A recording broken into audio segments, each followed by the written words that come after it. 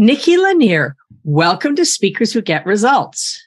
Thank you. I'm honored to be here. I appreciate the opportunity. Well, you are so busy and you do so many things. I'm really glad that you're giving me your time this afternoon. And our free call and the times I've heard you on other times is fascinating. So I have lots of things to ask you. First question before we get into the policy stuff is, if you could interview somebody who's no longer with us, who would it be? What would you ask them? And who should be listening? So I would have loved to spend time with Jesus, and would have loved to interview him, primarily because my work and my orientation around the fundamental human-to-human engagement, how we think about valuing people who are different than we are, and the grace and the love and the presumption of full humanity, and the ardent kind of guiding to new epiphanies, new ways to think, new ways to believe, new things to hope for in grace, he was masterful at. In spite of lots of folks who were assuming the worst of him, who questioned his integrity, questioned his impact, questioned whether he was who he said he was, and knowing full well that his destiny was to die. And either because of that or in spite of that, worked to connect with human beings, with humanity in beautifully sincere ways. And so I just would love to spend time asking questions around that level of conviction and commitment and sincerity.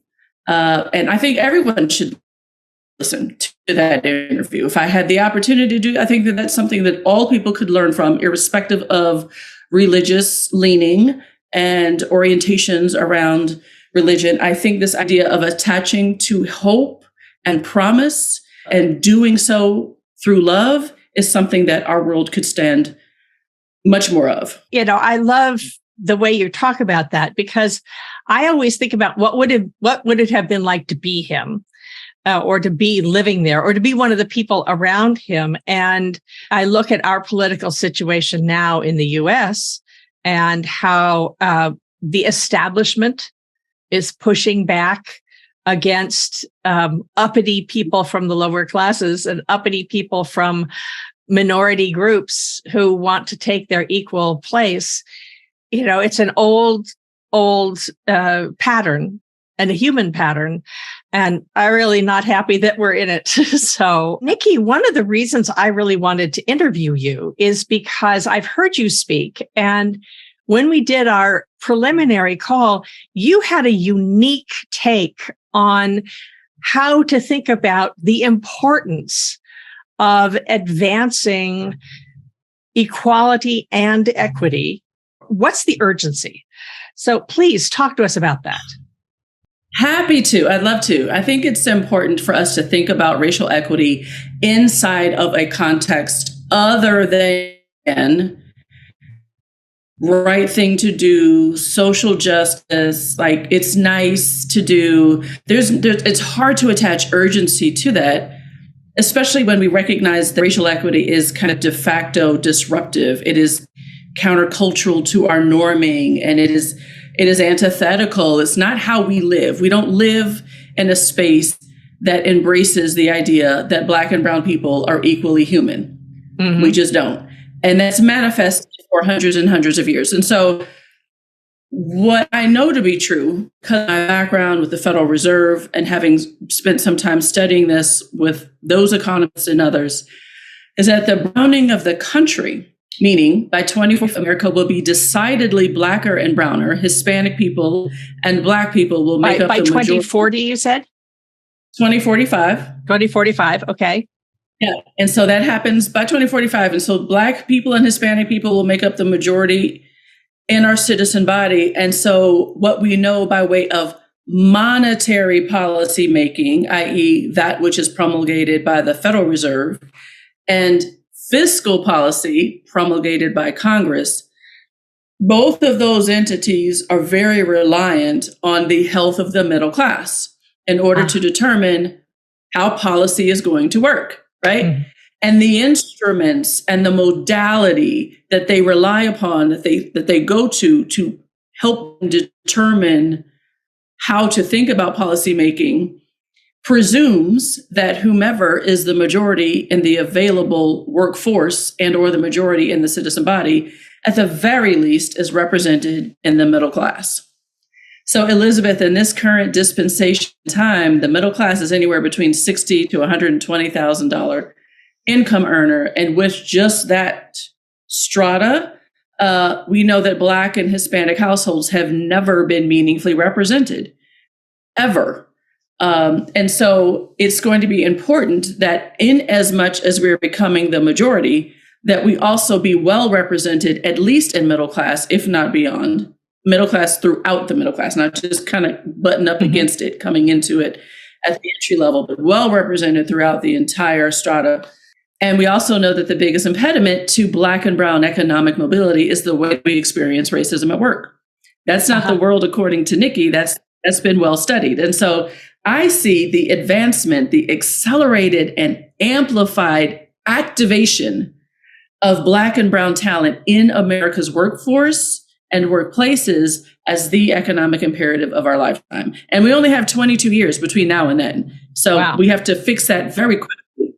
And that's why I focus so intently on racial equity within the DEI construct. What do you say then to those who say, great, I'd love to help, white allies, I'd love to help, but I don't know what to do. What can we do? What could someone like me, on paper, I fit a DEI category, but I know that being white gives me advantages that, people don't see my disability. They don't see my difference from the outside. It's completely different. What do you say? What would you say to someone like me who says, okay, I want to help. What can I do? I have two answers. And so what I would say corporately from inside of an employment context is first recognizing that racial inequity and racism structurally and behaviorally is already in the workplace. Mm-hmm. And so many of us mistakenly, probably wantingly, believe that if we erect enough training programs and if we write the most darling DEI policy, then it just won't come in here, right? Mm-hmm. Inequity, unfairness, inequality, racism, it just won't come in if we erect enough stuff around it. And to that, I say it's already there because it's in the United States. It's in the lifeblood of how we've been groomed, and it's part of our inheritance as human beings, and certainly human beings in the United States. And it's been so calcified, it's almost unrecognizable because it's just so insidious. It's just a part of how we think, act, talk, walk, vote, everything about how we collide with other human beings. So it's already there. So that's the first thing I would say, kind of corporately, just it's important to first recognize that it is already there. And what organizations can then do is think about the remediation of that differently. It's different when you think about preventing something versus remediating something. So, right? And by remediating, for our international listeners, basically that means fixing it, doing something about it, changing the balance. Yeah. What do you mean by then doing something to fix the problem? Yeah. So recognizing that because it's already here, the way that we train, the way that we set policy, the way that we think about what the Black and Brown experience must be at work, with an understanding that your darker employees, of course, are experiencing racial inequity. Of course, they're experiencing racism. Of course, they're experiencing marginalization, being muted or silenced at work, being stifled, being stereotyped. Of course they are. Recognizing that that's in the play, that's already at play, then the employer can start looking at ways to unearth that. Let me find out where that's happening, not if, where, and then address it. Put policy in place to make sure that we're capturing how that's manifested, how that feels, when and where it shows up, so that we can work our policy statements and our training statements and our cultural integrity as a corporation around that kind of norming versus believing, well, it's not even in here because we did a 2-hour training, so we're good, right? Yeah, right. And I think the latter is where a lot of leaders are. Now, I would say, certainly, my second answer to your question is in our individual capacity, the most important thing that we can do, especially white people who are interested in being useful in the racial equity advancing space, is to learn about what has uniquely happened to people of color.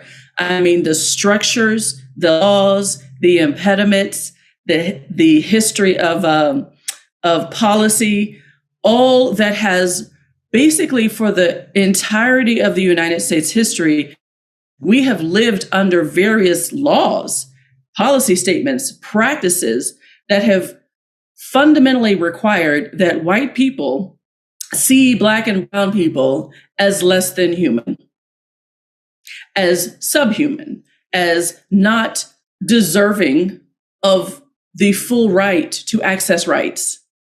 Right? So that's kind of how, if you think, that's why Jim Crow worked. That's why slavery worked. That's why redlining worked. That's why we don't have water in some of our Black and brown communities. That's why we have police brutality more often than not with Black and brown people. That's so the reason why those can live is only, in my opinion, because we have a belief system that Black and brown people aren't really human, don't deserve more, are victims of their own choices and circumstances. And that's an easy place to go if you don't know about the laws that have given rise and the policies that have given rise to keeping Black and brown people inside of a very tight box, so that there are fewer options that have always been able to be exercised.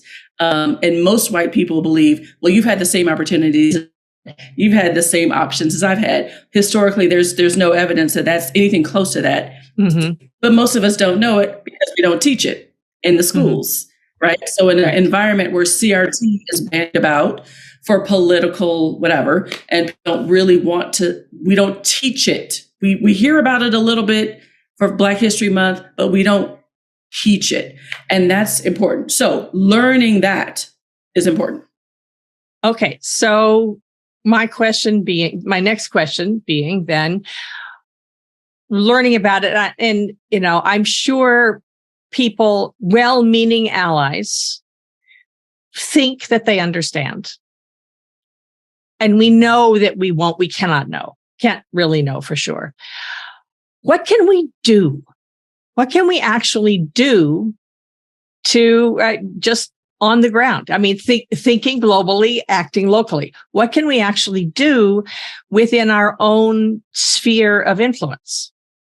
Yeah, I appreciate the push on this, Elizabeth, but I'm kind of going to go back to what I just said. I think it's important that before the doing is manifest, before we focus on the doing, that we first orient ourselves around who we are vis-a-vis this doctrine. This idea of racial equity sounds great. It sounds like I'll just be nice to Black people, or if I see somebody being called the N-word, I'll say something, or if there is a conversation that is happening in my neighborhood that seems to be focused on those people, and I cannot believe that I'm going to intercede. And okay, so all of that is a way, but I think because we have so much, I keep saying calcified, but so much to kind of chip away at how hardened this soil is around the idea of Black and brown being equal to white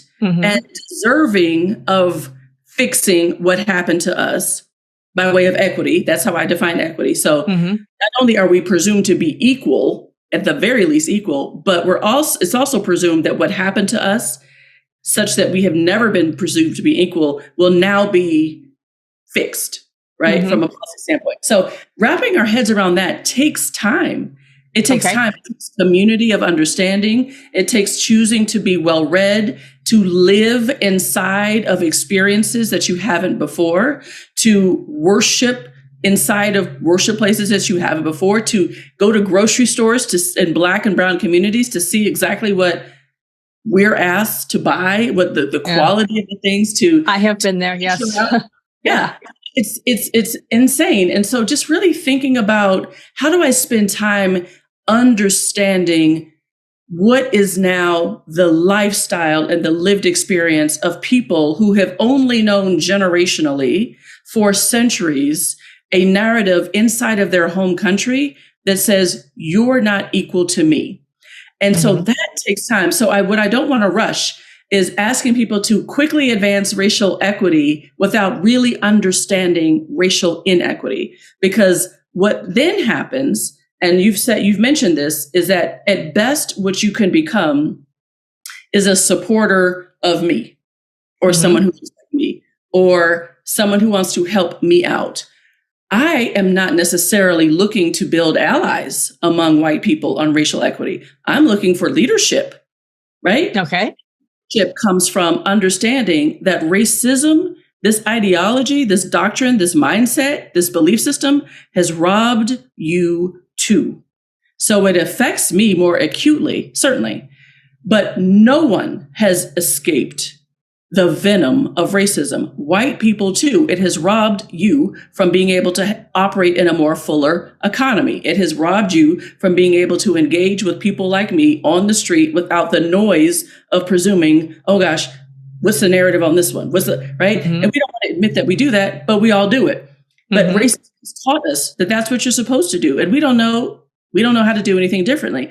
And it's also robbed us of the ability to imagine a world without it, which is probably the most damaging reality of racism. We are all losing, and increasingly so as we move into the demographic majority. If we can't become a part of the full American dream and access through our efforts and through our preparedness and through our educational attainment and our professional acumen, if we can't also access the fundamentals of how the economy works, because the narrative is louder than my preparedness, we all lose. The economy loses, GDP loses, our G7 footing loses, our monetary policy frameworks lose, our fiscal policy frameworks lose, and we'll be living in apartheid.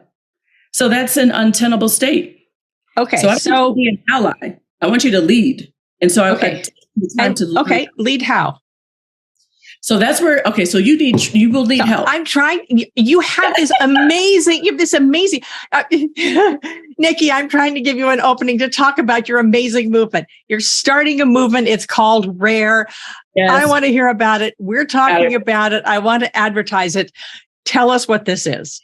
So so this is for white women specifically, and for inclined white women who are interested and curious about, want to know more of how to become racial equity leaders in every space they hold. The RAARE Woman Collective, it stands for Radical Action Advancing Racial Equity. So there's 2 A's, RAARE. And it is a collective program coaching suite curated by Black women for white women, so that white women can become confident and clear and convicted, understanding of how to identify racism when I see it, or racial inequity when I see it, what to do about it, how to correct it and redirect it, while also not completely damaging the relationships that I'm holding. So what we want is for women to be in this space, in their homes, in their workplaces, and in community. And these are all very precious relationships. So relationships with your spouses and your spouse and your family and your kids and your coworkers and your neighbors and whomever. We don't want you to blow those relationships up. But to the extent that some of those may be the architects for how you see racial inequity unfolding in your life, and there's a mindset that you need to kind of help redirect, we want to show you how to do that gracefully, with love, in the same way that Jesus would, and focusing on real outcomes that reset the sentiment that gives rise to racial inequity, not necessarily the manifestation of the thing. So RAARE Woman Collective launches in Louisville, Kentucky. It's 3 days, and we launch with a live event at the historic Brown Hotel in Louisville. And so it's 3 days of coaching and communing and coalescing and amazing connection making, all designed toward radically advancing racial equity. We're inviting 200 women from all over the country who are coming to Louisville to start this work. And there's just lots and lots in store. I'd love to talk. Do I have time to talk about kind of how the days will unfold? Well, no, I think what we'll do is we'll send people to the website and for those of you who are listening, this will take place in November 2023. The first one will take place in November 2023. So if you're listening to this podcast afterwards, because you never know with podcasts, if you're listening to afterwards, still go look at the link on the website. I'm sure this is going to be the first of many of these, building this very important coalition. For our listeners, those who are listening, there are people around the world. So can we expand the view for a second? That racial inequity in America is the great wound of our history, it's the great bleeding wound of our history.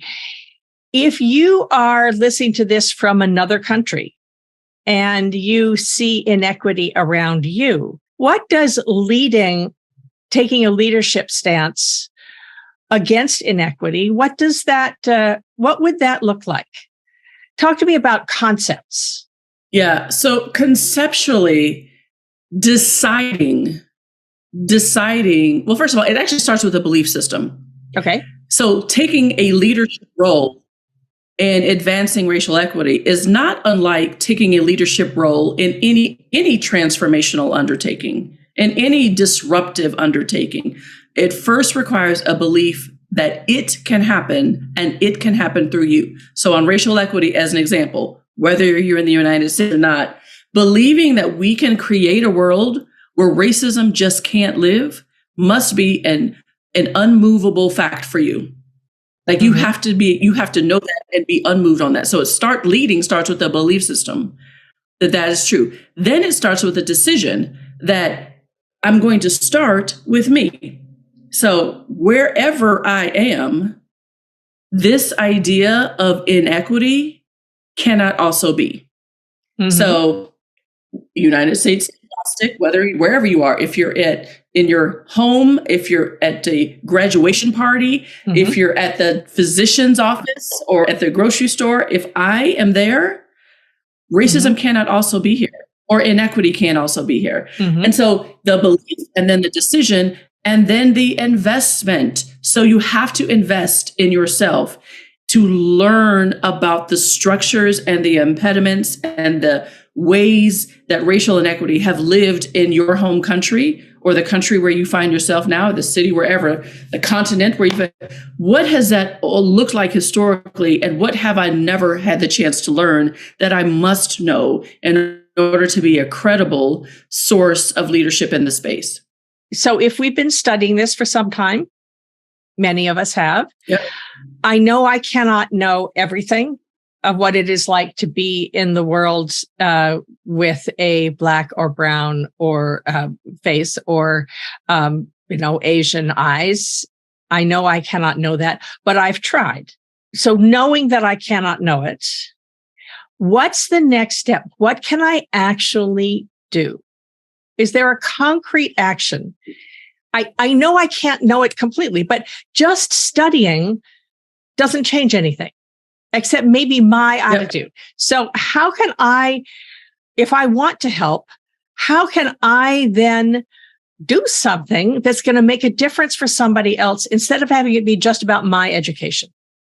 Well, but your education is important because as you're doing that, it conveys the sincerity and the authenticity. But in terms of doing, on the topic of racial equity, things like making decisions to buy Black and brown for everything, making a decision to amplify Black and brown voices. As an example, and I'm not suggesting that you do this, Elizabeth, but as an example, in the name of furthering racial equity, you might say your podcast for the next 3 years will only feature Black and brown voices.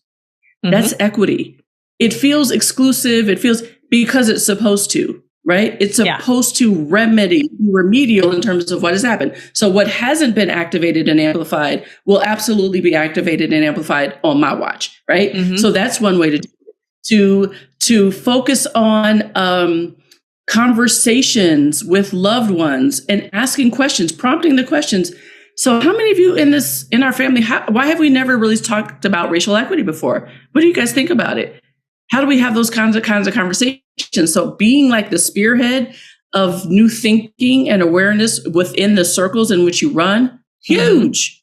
Being able to practice and it's actually in some ways a safer place to start the navigation of those conversations, just because it's family and like they love you. And so that's one way to do it. And then thinking about paying attention to where else do I see the presumption that only the white voice or the white face or the white thinking or the white norms to be validated in this space that I can have influence over. Just thinking about that.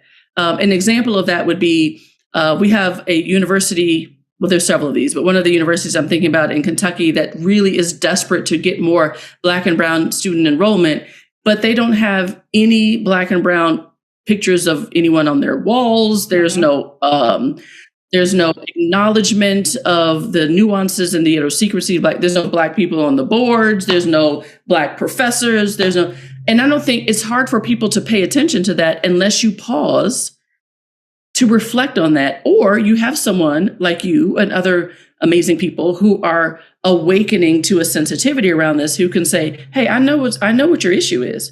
I know you didn't ask me. Let me tell you what I think is the problem," versus Nikki having to do that. Yeah. Right. Yeah. And so those are just some examples. Just thinking about what could I do to make sure that Black and brown economic mobility happens. And what we get subject to more often than not is the stereotypes and the microaggressions and like those kinds of things that when we talk about them, it's hard to have them received in a way that doesn't feel like it's whining. And then also, I can't stress enough the importance of education. So if you feel like you're fairly well educated on the laws and structures, then I would say pick 5 people for the remaining of this year to make sure that they are in your circle that are equally invested and equally oriented around at least what you know. And then, of course, tell folks about the RAARE Woman Collective. Yes, right. Right. Well, what I love about the idea of the RAARE Woman Collective is that it then gives you a group to work with. Certainly, I know for working with women, that having your group and your community to do that with you is good. If you are someone who wants to be an ally, like me, who makes an effort for it to do this, how can we reach out without being perceived as being condescending? I think one of the reasons a lot of people don't reach out because they're afraid of saying the wrong thing. This is a great question, Elizabeth, and it is fundamental to why I created RAARE to begin with. And it is a question that a lot of my white sisters grapple with. And it's a fair one. Now, here's the deal. The reality is I kind of don't know. And there really probably won't be, I can't guarantee that there'll be instances where you won't get challenged around that. Because, again, historically, there has been this, what feels like what people call like the white savior dynamic that I think many white women are trying to not fall into, but it feels fairly easy to find yourself in that way, even with the most sincere and authentic desire. And I think there's one way to kind of get out of that, to help blunt the sting of that, is to become educated on what specifically happened. I mean, I can't stress that enough. And I'm not talking about like reading autobiographies about Black people who have done great things. I'm talking about actually taking it to statute, government, city government, ordinance, federal policy, GI, things like GI Bill, Social Security, how Black people were exempted for that for years. GI Bill can't be that redlining, how that worked. What were the lingering effects of of Jim Crow and sharecropping, Black people's relationship with banking, when the Freedmen's Bureau, like what is all of that? Understanding that. Because white saviorism, or what tends to get tripped up is that when white people bring their social norm and their understanding of how Black people ought to fix themselves, or their very top line view on how to get yourself out of your own rut, or how to fix the own rut. It sometimes feels like that. And then it's received as, a white savior, right? So that's one thing. The other thing, in fairness, is because I feel so deeply that this is not about allyship, this is about leadership, and that I want white women to feel equally empowered to be mad at racism in the same way that I am. Even if you're not impacted as directly as I am, it doesn't mean that you're not impacted. So you got a right to be mad at it too.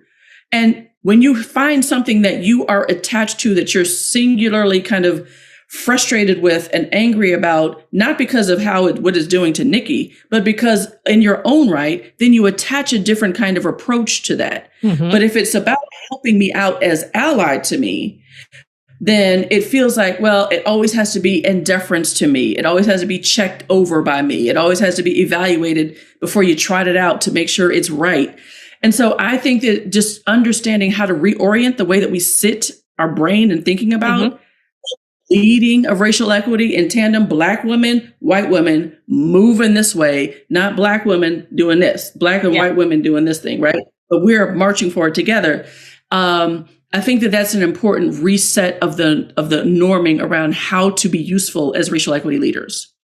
One other thing I will say is to our wonderful listeners is if you are in a position, if you're within an organization, if you're in a position to hire or promote, pay attention to the pipeline.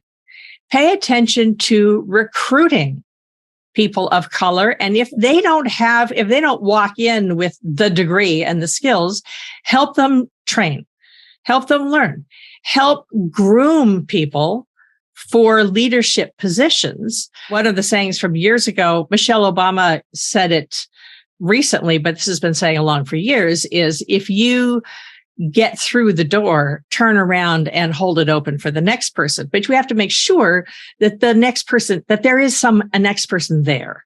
So if you're in a position to make an effort to reach outside the easy circles and look for someone who would be interesting, who would be an interesting candidate or an interesting board member with ideas. And there are groups where you can find, a friend of mine worked in a law office. She wasn't a lawyer herself, and they were hiring a new partner. And she said, "Did you even look at the Black Lawyers Association in town?" And her boss said, "The what? Yeah. Is there such a thing? Make an effort and look and make an effort to find the people who will bring the diverse voices." Yeah, that's absolutely important. And realizing that is what it will take. You have to step outside of your life.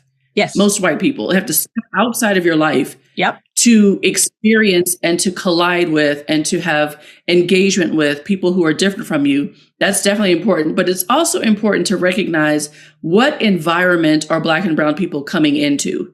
Because I will tell you, I've probably had 18 different jobs during my career before I went out on my own. And I'd say 17 of them were fairly inhospitable.